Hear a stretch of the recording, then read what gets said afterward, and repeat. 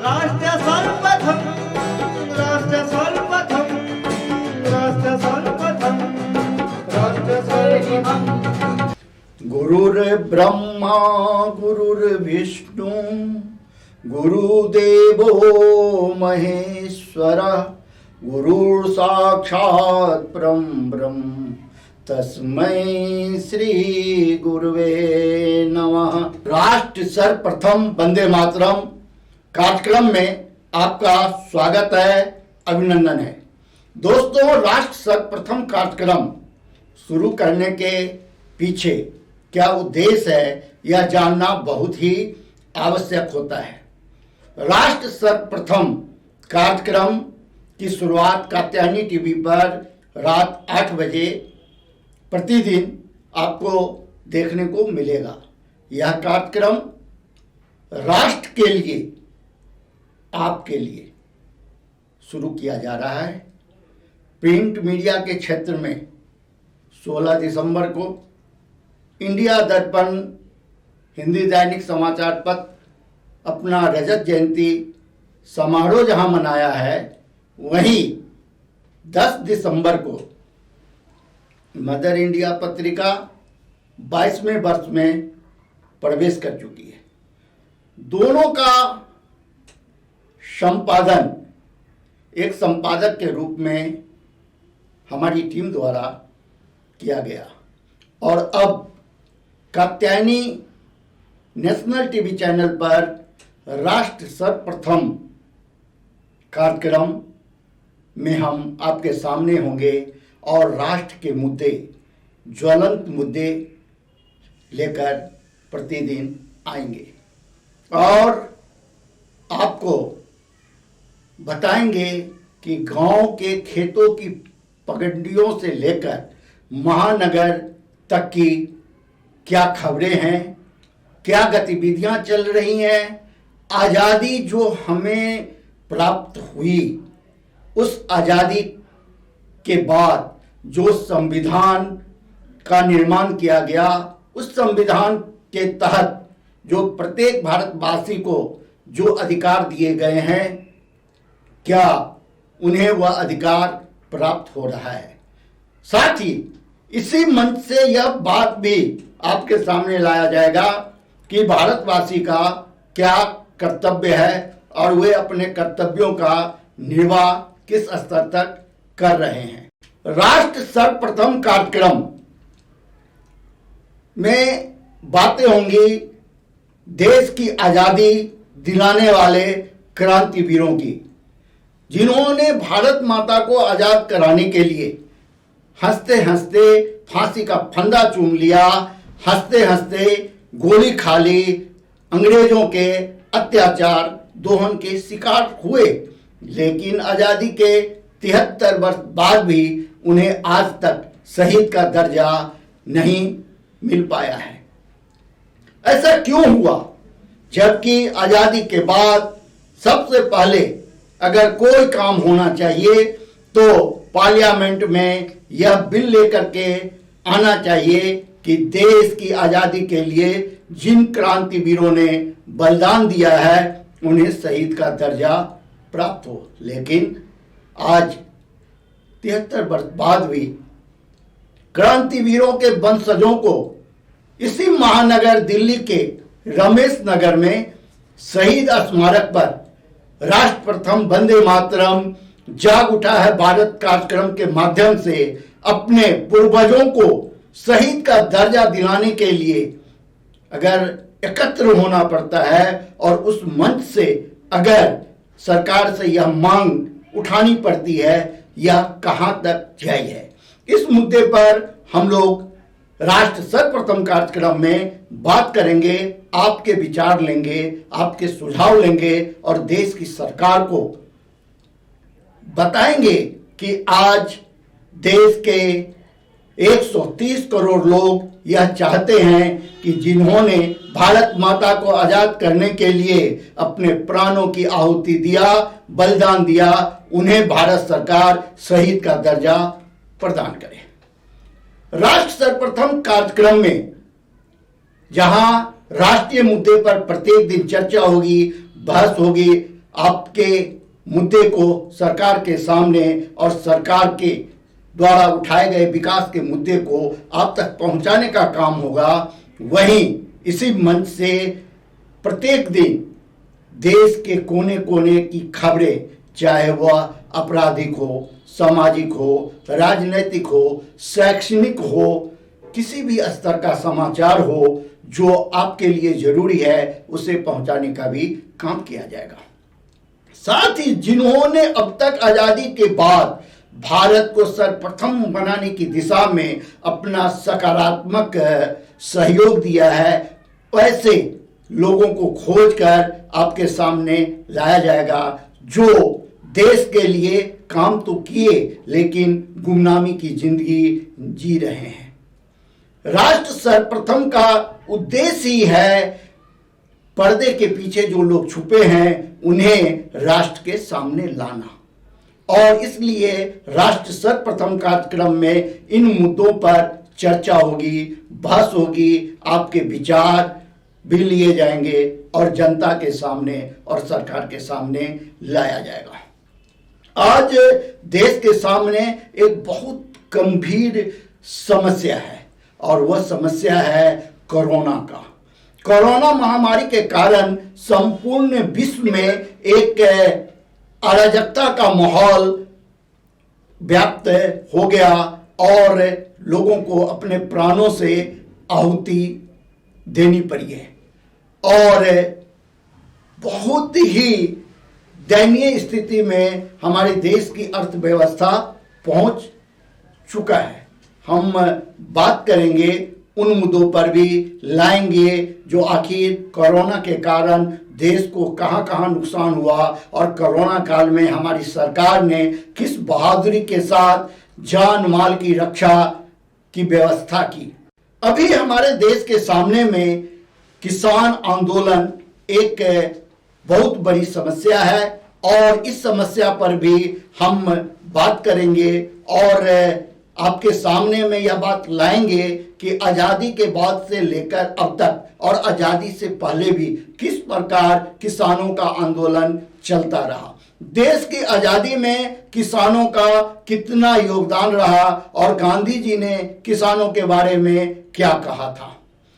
नील की खेती बिहार के चंपारण का हो या किसान आंदोलन देश के किसी अन्य कोने का, किस प्रकार से हमारे किसानों ने राष्ट्र हित में काम किया है, किस प्रकार पंजाब के किसानों ने क्रांति लाया और किस प्रकार से हमारे अन्नदाता राष्ट्र निर्माण में अपना अहम भूमिका अदा करते रहे।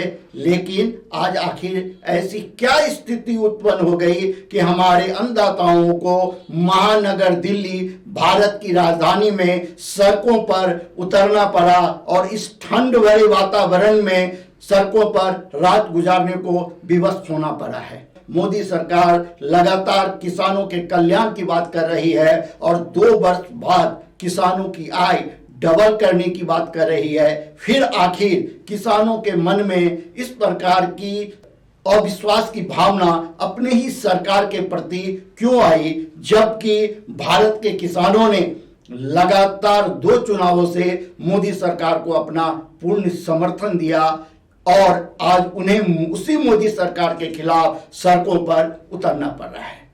इन मुद्दे पर भी बात होगी, बहस होगी और सच्चाई, जो सत्य है, जो हकीकत है, उसे राष्ट्र के सामने, सरकार के सामने लाया जाएगा राष्ट्र सर्वप्रथम कार्यक्रम के माध्यम से। इसमें आपका पूर्ण सहयोग चाहिए, समर्थन चाहिए और जब आपका पूर्ण समर्थन और सहयोग मिलेगा तो राष्ट्र सर्वप्रथम बनने से कोई रोक नहीं पाएगा। कहा जाता है चलने की कोशिश करो, चलने की कोशिश करो, दिशाएं बहुत हैं, रास्तों पर बिखरे हैं, कांटों से न डरो, तुम्हारे साथ दुआएं बहुत है।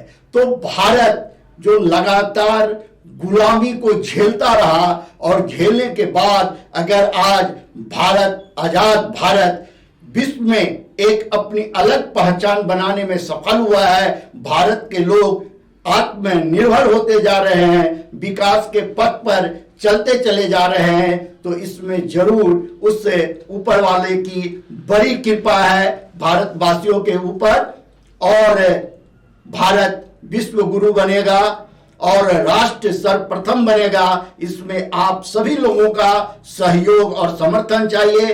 फिर से एक बार कत्यानी टीवी द्वारा जो यह कार्यक्रम शुरू किया गया है उसमें आपका हार्दिक अभिनंदन है, स्वागत है। आप अपने अपने क्षेत्र से एक राष्ट्र सर्वप्रथम के प्रहरी बनकर सच्ची खबरें भेजें और आपकी आवाज को आवाज देने का काम राष्ट्र सर्वप्रथम कार्यक्रम द्वारा किया जाएगा।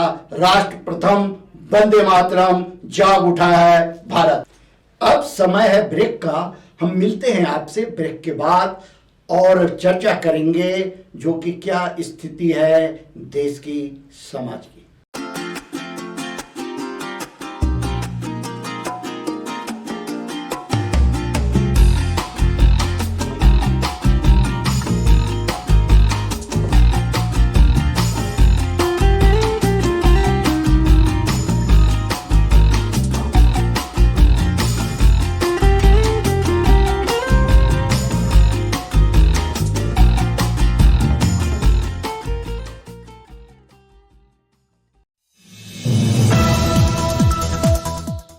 राष्ट्र सर्वप्रथम कार्यक्रम में आपका फिर से एक बार स्वागत है। और हमने ब्रेक से पहले आपको बताया था जो कि किस प्रकार से राष्ट्र सर्वप्रथम कार्यक्रम की शुरुआत की गई है, इसका क्या उद्देश्य है। और हमने आपसे यह भी बात कही थी कि हम चर्चा करेंगे कोरोना पर, और चर्चा होगी देश में जो किसानों का आंदोलन चल रहा है उसके ऊपर भी। हमने आपसे यह भी कहा था कि राष्ट्र सर्वप्रथम कार्यक्रम चलाने के पीछे जो उद्देश्य है, उस उद्देश्य में जो सबसे बड़ी बात है वह बात यह है कि आज हम सभी लोग आज़ादी के बाद एक अंधी दौर में दौड़ते चले जा रहे हैं और भूलते जा रहे हैं सत्य को और प्रकृति को। जब हम स्वामित्व की दौड़ में लग जाते हैं, जब हमारी सोच स्वामित्व की हो जाती है, मालिक बनने की लालसा हम अपने मन में पाल लेते हैं, तो हम प्रकृति और मानवता दोनों से दूर हो जाते हैं। हमने आपसे कहा था कि राष्ट्र सर्वप्रथम यह जो कार्यक्रम है यह एक ऐसा कार्यक्रम है जिसमें हम बात करेंगे भारत के विकास की, एक नए भारत के निर्माण की, और हम प्रशिक्षित करने का काम करेंगे, शिक्षित करने का काम करेंगे अपने आने वाले युवा पीढ़ी को, क्योंकि उन्हें यह पता ही नहीं है कि देश की आज़ादी के लिए कितनी कुर्बानी देनी पड़ी, कितने क्रांतिवीरों को हंसते हुए फांसी के फंदे पर लटकना पड़ा, कितने क्रांतिवीरों को अंग्रेजों के दोहन और शोषण का शिकार होना पड़ा। आजादी के बाद भी कई राजनीतिक दल आए और सभी राजनीतिक दलों ने अपने अपने हिसाब से देश के युवाओं का, देश के किसानों का, देश के बेरोजगारों का, सभी का सिर्फ वोट और वोट के लिए इस्तेमाल किया। राष्ट्र कहीं छूट गया और छूटते छूटते आज राष्ट्र की स्थिति यह हो चली है कि सभी लोग पैसे की दौर में शामिल हो गए हैं और पैसा पैसे को कमाने लगा है, और परिणाम यह हुआ कि शरीर, श्रम, सुख, संवेदना, सहयोग सब बिकने लगे हैं। यह एक बहुत ही गंभीर विषय है और इन सभी विषयों पर अगर जब तक हम चर्चा नहीं करेंगे, अपने आने वाले युवा पीढ़ी को प्रशिक्षित नहीं करेंगे, हम उन्हें यह नहीं बताएंगे कि हमें जन्म देने वाली जो माँ है उसकी भी एक माँ है जिसे हम भारत माता कहते हैं, और हमारी भारत माता आज करा रही है और हमारी भारत माता यह सवाल पूछ रही है जो क्या इसी भ्रष्टाचार के लिए, इसी अराजकता के लिए, इसी शोषण और दोहन के लिए क्या हमारे क्रांतिवीरों ने फांसी का फंदा चूमा था? क्या इसीलिए अंग्रेजों से लड़कर इस मुल्क को आजाद कराया गया था? बातें होंगी तो बातें बहुत दूर तक जाएगी, और जब बातें बहुत दूर तक जाएगी तो निश्चित रूप से राष्ट्र सर्वप्रथम कार्यक्रम जो एक ऐसा प्लेटफार्म बनेगा जहां पर देश के लिए मरने वाले, मिटने वाले के वंशज उठ कर करके आएंगे और वो अपनी बात सरकार और समाज के सामने रखेंगे। शायद इस राष्ट्र को यह बताने की जरूरत है कि आजादी का वास्तविक अर्थ क्या है, लोकतंत्र का वास्तविक अर्थ क्या है, संविधान का वास्तविक अर्थ क्या है। यह सभी हैं, सिर्फ एक शब्द बन करके रह गए हैं। इसका वास्तविक अर्थ क्या है, इससे हमारा युवा वर्ग अब तक अवगत नहीं है।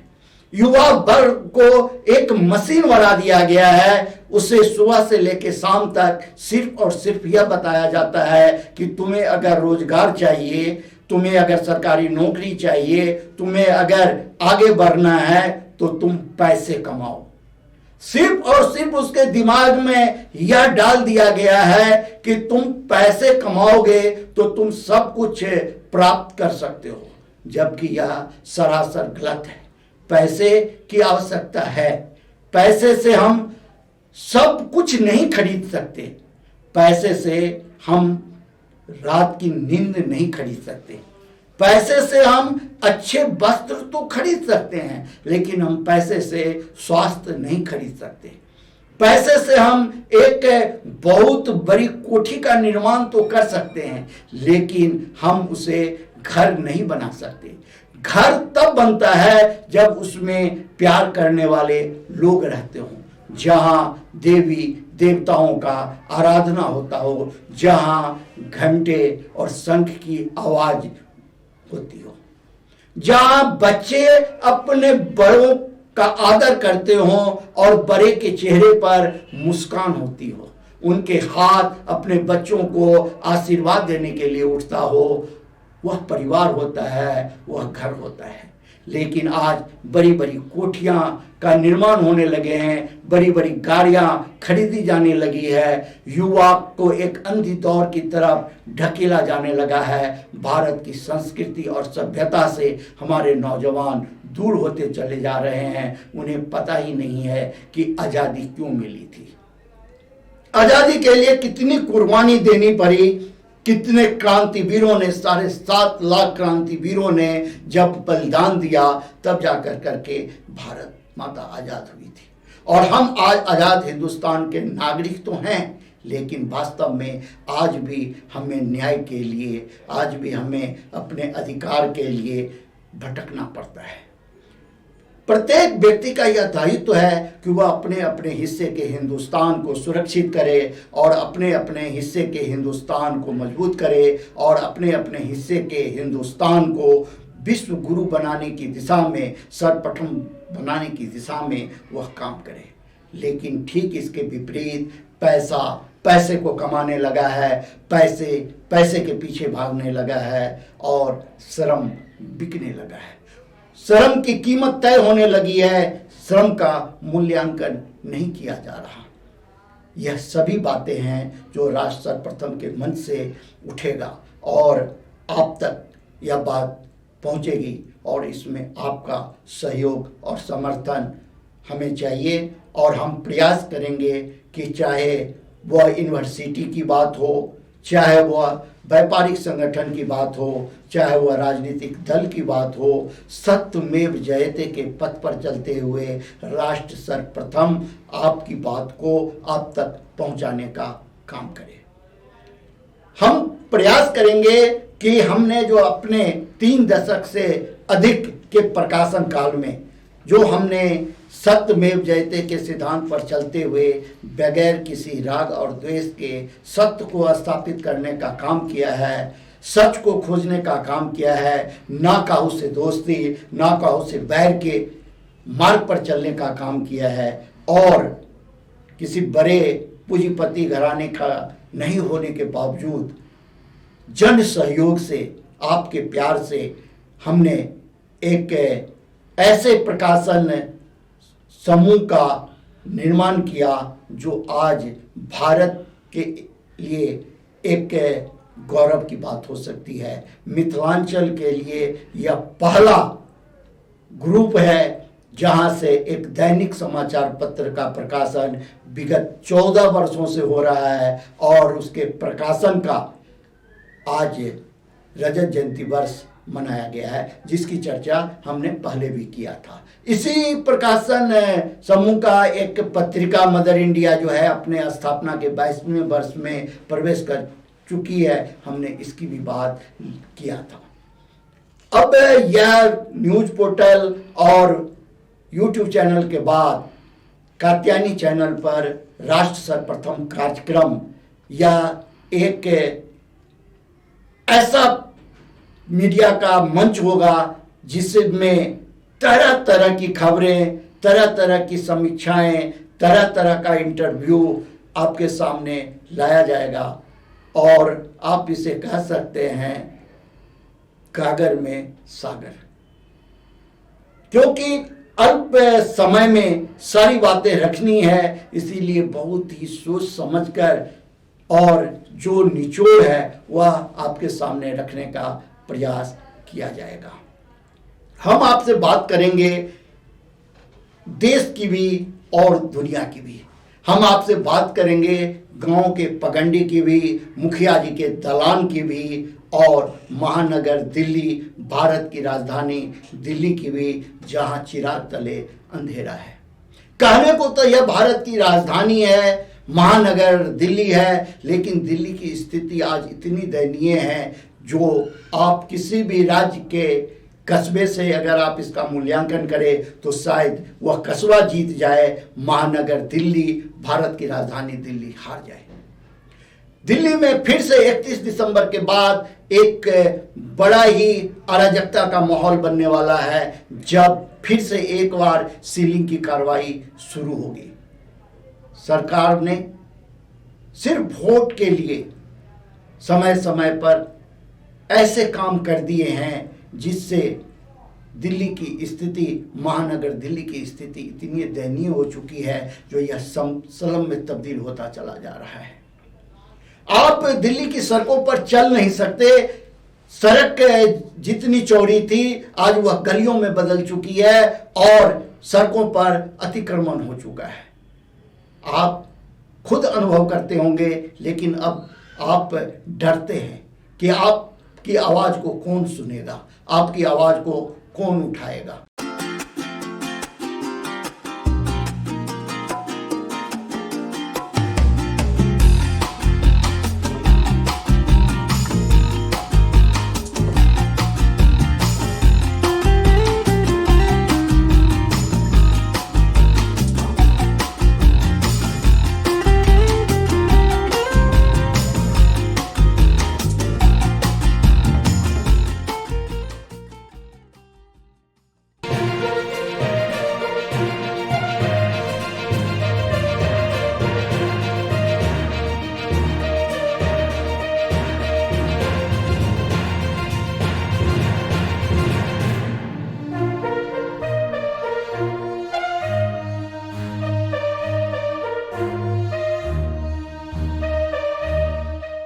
ये कहा गया है कि जननी जन्मभूमि स्वर्गादपि गरीयसी। ये जननी जो है वो स्वर्ग से भी बढ़कर है। देश हमारे लिए प्रथम है, अगर देश नहीं है तो हम नहीं है। हम सब किसी भी मत के मानने वाले हों, किसी भी वर्ग के हों, किसी समुदाय के हों, किसी भी मजहब के हों, हम सब के लिए हमारा राष्ट्र प्रथम है, देश प्रथम, राष्ट्र सर्वप्रथम। राष्ट्र है तो हम हैं, और राष्ट्र आगे बढ़ेगा तो हम सब आगे बढ़ेंगे। तो भाजपा का ये सिद्धांत ही है, हमारी निष्ठा है, nation first, society second and self last. ये हम सबको ये सोचना होगा कि मैं अगर मुझे समाज कुछ दे रहा है तो मैं भी समाज को कुछ दूं। राष्ट्र प्रथम को विमल भ्याना और भ्याना परिवार की ओर से बहुत बहुत शुभकामनाएं। राष्ट्र प्रथम ऐसे ही निर्भीकता से आगे बढ़ता चले, यही हमारे देश की शान है। राष्ट्र सर्वप्रथम टीम को बहुत बहुत बधाई देता हूँ। राष्ट्र सर्वप्रथम जो प्रधानमंत्री जी ने कहा है, सभी देशवासियों को सोचना है इसके बारे में कि जो भी वो काम कर रहे हैं उसको पहले ये सोचें कि ये मेरे राष्ट्र के हित में है या मैं अहित कर रहा हूँ राष्ट्र। देखिए, देश पहले, हम लोग भारतवासी, मैं ये समझता हूँ कि आज भारतीय जनता पार्टी का भी पहला सिद्धांत है कि हमारे लिए देश पहले है, पार्टी बाद में और स्वयं सबसे आखिर में। लॉ एनफोर्समेंट एजेंसी से बिलोंग करता हूँ, तो मेरा कानून व्यवस्था को बरकरार रखना, समाज के अंदर हम ऐसे सुधारों के साथ में सामने आए जिससे एक तरफ से कानून व्यवस्था ठीक हो और दूसरी तरफ से समाज के अंदर जो राह से भटके हुए नवयुवक हैं उनको मुख्य धारा में सम्मिलित किया जाए। प्रत्येक व्यक्ति, प्रत्येक ऑफिशियल जो भी मेरे साथ कार्यरत है, यदि वह अपनी पूर्ण सजगता के साथ कंधे से कंधा मिला करके कमिश्नर साहब के दिशा निर्देशों के अनुरूप, डीसीपी साहब के दिशा निर्देशों के अनुरूप कार्य करता है, तो हम अपनी कैपेसिटीज के अंदर अपना बेस्ट दे सकते हैं और राष्ट्र सर्वप्रथम की धारणा को सच्चरित कर सकते हैं।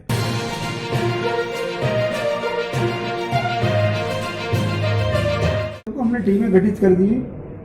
कल ही हमने सभी अधिकारियों को बैठक बुलाई थी और हमने कह दिया कि करप्शन के ऊपर 0 टॉलरेंस। कहीं से भी कोई शिकायत आएगी, कोई भी व्यक्ति उसमें लिप्त पाया जाएगा तो उसको तुरंत कार्रवाई। आप कैसे कर सकते हैं कि निगम में भ्रष्टाचार है? हमको तो यहाँ दिखाई नहीं दे रहा है कि अब ये निगम में भ्रष्टाचार है।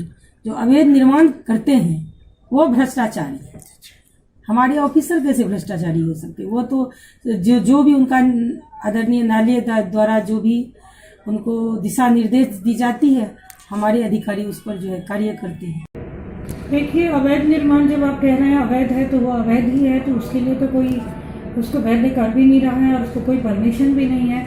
ये तो जब भी निगम को पता चलता है तो उस पर कार्रवाई होती है, उसको तो वैध बढ़ाया ही नहीं जा रहा, तो इस पर जो है एक्शन लिया जाता है। ऐसा नहीं है, हमारी अपनी जो टीम होती है उसको भेजा जाता है, फिजिकल एक्शन होता है और उसको किसी भी तरीके से उन पर कोई माफ़ी नहीं है। लेकिन यह बात भी सच है कि अतिक्रमण भी है, अवैध निर्माण भी है और उसके बाद निगम में उनके लिए पेनल्टी भी है, निगम में उनके लिए दंड करने की अपनी एक प्रावधान भी है, तो वो किया जाता है। पर ये है कि धीरे धीरे उस पर और सख्ती से हम काम करेंगे। हमारे पास अगर कहीं पर भी किसी प्रकार की कोई अवैध निर्माण की शिकायत आती है तो निगम के अधिकारी वहां पहुंचकर उस पर तुरंत कार्रवाई करते हैं और उचित कार्रवाई वहां पर की जाती है। समय समय पर जब भी इस प्रकार की कोई शिकायत जब हमें मिलती है, हम लोग भ्रष्टाचार के खिलाफ 0 टॉलरेंस है हमारी।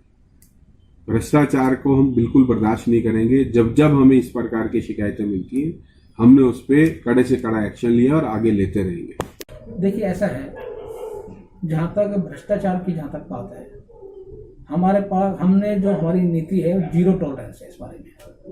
किसी भी प्रकार का कोई भी मामला मेरे संज्ञान में आया, मैं आपको एश्योर कर रहा हूँ, दिल्ली वासियों को एश्योर कर रहा हूँ, ऐसे कर्मचारी अधिकारी जो भी निगम से जुड़े हुए हैं और अगर इस तरह की लिप्त पाए गए तो उनके खिलाफ सख्त कार्रवाई की जाएगी। कि आरोप लगाना अलग चीज है, जब तक मेरे आप संज्ञान में नहीं लाएंगे, मुझे आप संज्ञान में लाइए। अगर आपकी जानकारी में ऐसा कोई विषय है तो हम जरूर सख्त कार्रवाई करेंगे। हम तो आप बुझाने वाली गाड़ी वाले जो होते हैं ना, उसके 7 खून माफ है। लोगों को माफ करने वाला में सर वीरेंद्र यादव की गिनती होती है। हमारा मकसद ये नहीं है कि किसी अधिकारी के खिलाफ बोल रहे हैं। हम बोल रहे हैं तो आदरणीय प्रधानमंत्री जी के और आदरणीय अमित शाह जी के 0 टॉलरेंस पर बोल रहे हैं। उनका फॉलोअर्स करते हैं इसलिए बोल रहे हैं। और अगर ऐसा कुछ मेरे इस संज्ञान में आया फ्यूचर में फिर बोलूंगा। आप खबर भेजें, अपनी समस्या भेजें, यह सत्य दिखाएगा, सत्यमेव जयते के पथ पर चलेगा। राष्ट्र सर्वप्रथम की टीम जो चीज लेकर करके आपके सामने आई है वह सत्य है। जय हिंद, जय